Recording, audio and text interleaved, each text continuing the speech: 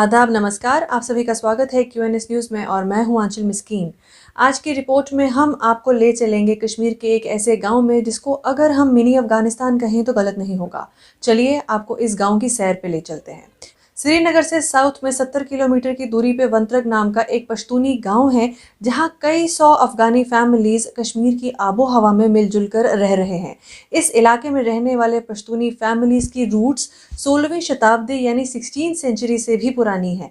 यहाँ के रहने वाले ज़्यादा पश्तो भाषा में बात करते हैं। ये कम्युनिटी अभी भी जिरगा सिस्टम फॉलो करती है, जिसमें इस समाज से कुछ लोग मिलकर सहमति से पश्तून वली, जो पश्तूनी कोड ऑफ कंडक्ट का एक गाइड है, उसके हिसाब से सामाजिक फैसले लेते हैं। अगर इस गांव में क्राइम रेट की बात करें तो जुर्म का नामो निशान ही नहीं है, यानी यहाँ क्राइम रेट 0 है। हार्डली ही कोई केस यहाँ से कोर्ट में जाता है। अगर एजुकेशन की बात करें तो यहाँ के रहने वाले लोगों ने प्राइमरी लेवल से ज़्यादा एजुकेशन हासिल नहीं की। यहाँ लड़कियाँ शहरी रहन सहन से कंफर्टेबल नहीं थी तो वो ज़्यादा पढ़ नहीं पाई, पर अब वो भी एजुकेशन हासिल कर सकते हैं क्योंकि उनके लिए यहाँ स्कूल बिल्डिंग्स बनवाए गए।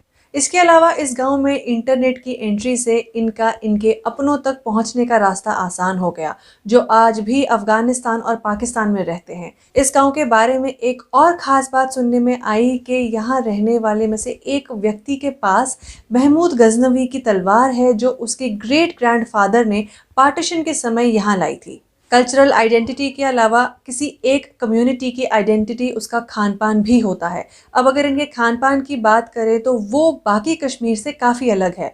काबुली पुलाव खाने में यहाँ बहुत पसंद किया जाता है, पर समय के साथ साथ इनके खान पान में बहुत बदलाव आया।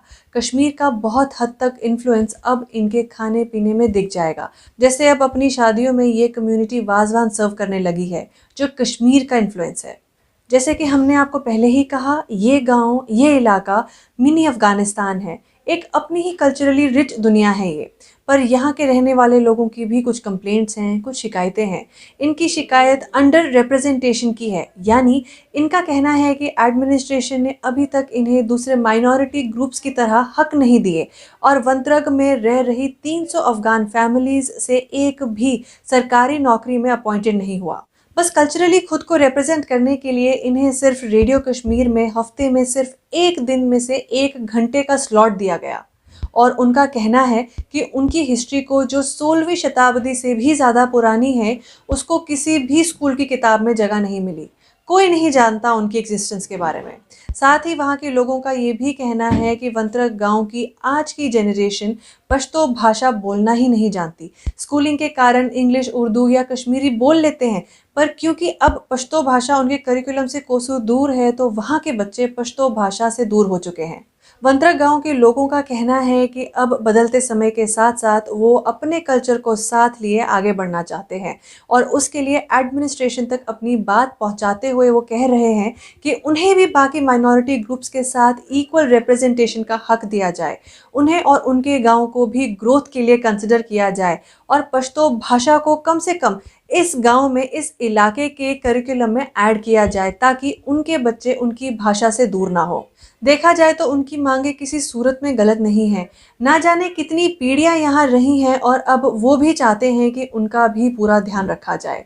उम्मीद है कि इस अनोखे गांव जिसमें अफगानिस्तान समाया हुआ है, उनके बारे में जानकर आपको मज़ा आया होगा और उनके बारे में आइडिया मिला होगा कि कश्मीर के बीचों बीच अफगानी एसेंस भी किसी कोने में बसा हुआ है।